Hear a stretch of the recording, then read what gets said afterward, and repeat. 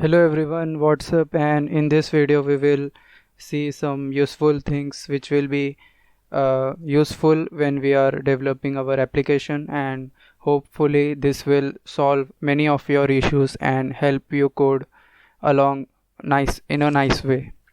So starting with here we have our application, and in our previous videos we have successfully pushed our code or uploaded our code in a GitHub repository.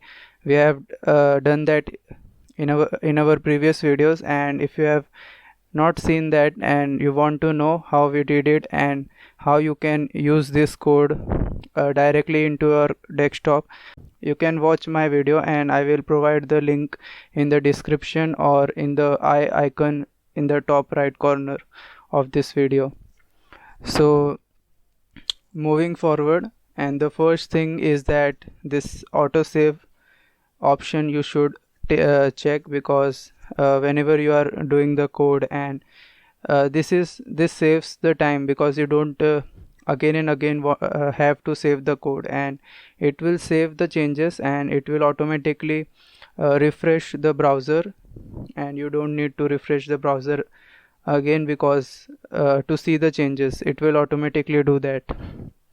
And this will do in a delay of 1 second. And if you want to change that, if you want that, you have to wait 10 seconds of delay, and only then it should change or save the code. Then you can just add 10 because 10,000 milliseconds is 10 seconds, so we have to provide the time in milliseconds. So I will go on with the default settings, which is the 1 second delay, which means that if I write a code and if I make a pause of 1 second, the code will be saved automatically and the browser will be refreshed.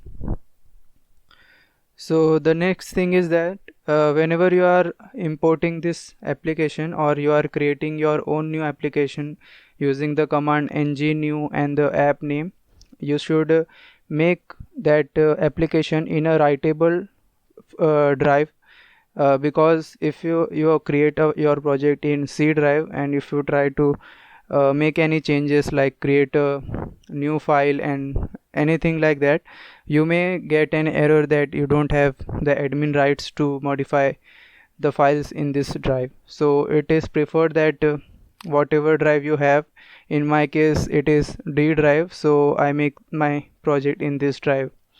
So you need to make sure that you don't make your code in a non-writable drive. Also, if you are not able to run your scripts in the Visual Studio terminal like npm ng, and you are getting error like running script is disabled on this system, so which means is like you cannot run scripts using any third party command line. So what you can do is that you can go into the project location.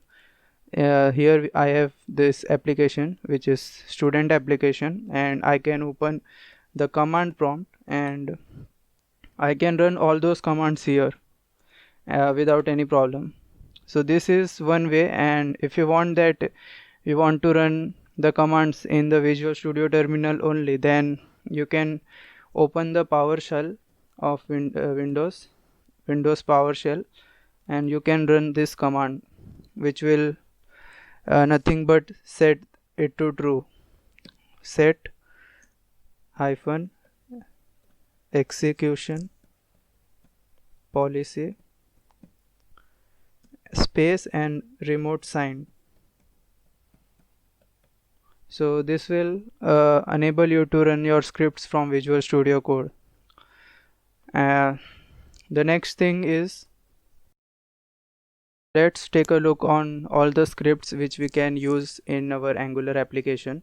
Till now, if you remember, we have seen npm start, which is to start our application, and we can see that in the package.json file you can see we have a script section, and here we can see that there is a script which is start. And if we run npm start, we can see that we are getting this ngserve command which is running. To check, we can write npm start and press enter, and we see that here we have this command ngserve. We can cancel this running of the command using Control C, and we can press yes for y for yes and press enter. So you see we have this command running on the execution of this script. So if we want that to add some options, we can directly add in this part of the script. So if you remember from the last video, we have used something like ---- open, which will nothing but open our application in a browser after it is built successfully with the command npm start or ngserve. And the other way is -o, which is nothing but a shortcut of --o. So if you see now, we can directly make changes in this script package.json script section, and we can save that. And if you run the command again, we can see now it is running this command. So we will cancel this again. The next thing is that suppose if we want to add some more scripts, can we add that? And yes, we can add some more scripts if we want. So suppose if I want to add a script for code coverage, what is all those things we will not worry in this part of the video. And suppose on this script I want to run command which is ng test.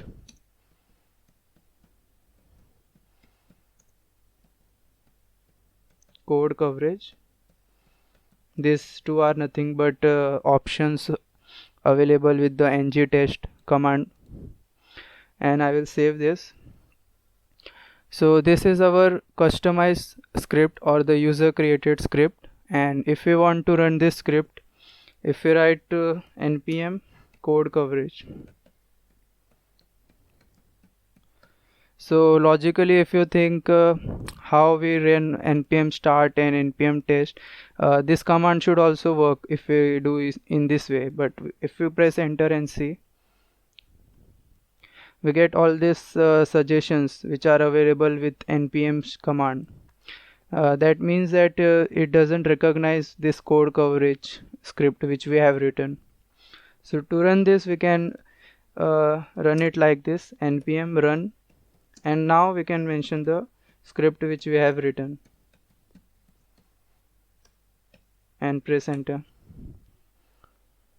and you can see we have this command running.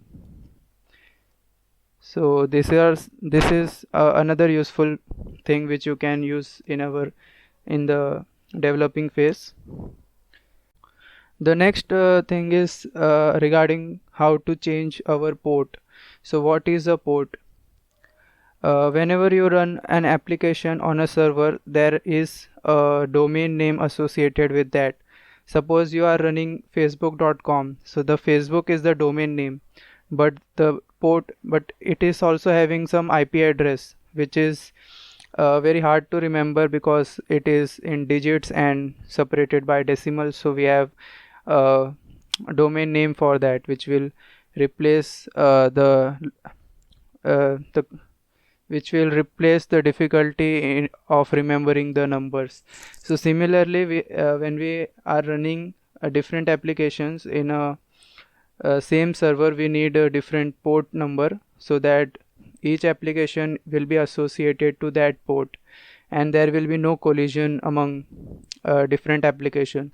So if you consider in our laptop, suppose I am making an application in Angular and I'm running this. So if you remember from the last video, when we run this command npm start, and if you see the output,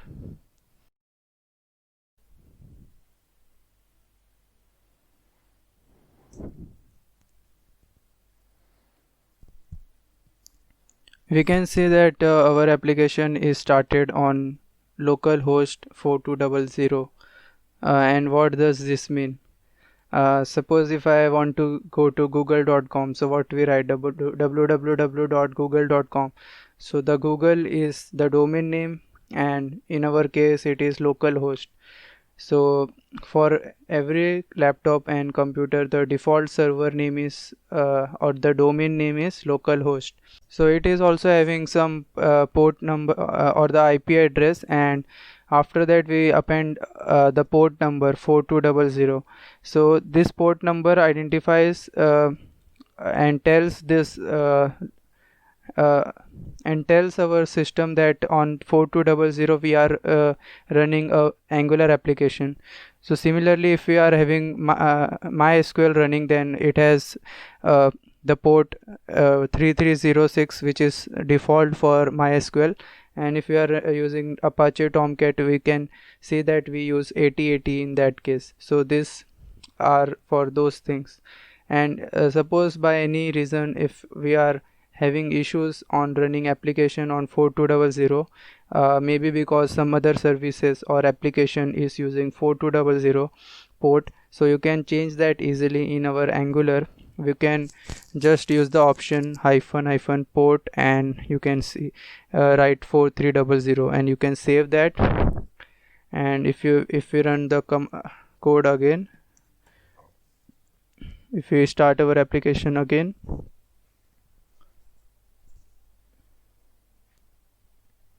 we can close the browser.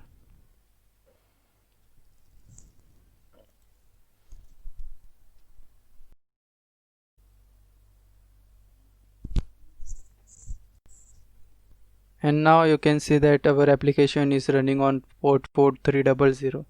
So you can change it according to your wish. And don't worry, we have 65,535 options available to choose from. And that's it in this video. I hope many of the issues which you will be facing in future will be avoided due to this. And if suppose you face any issues, and you can always comment in the comment section, and I will try to help you out. And if I miss anything also, you can suggest me. And that's it in this video. Hope you like the video, and thanks for watching. Bye.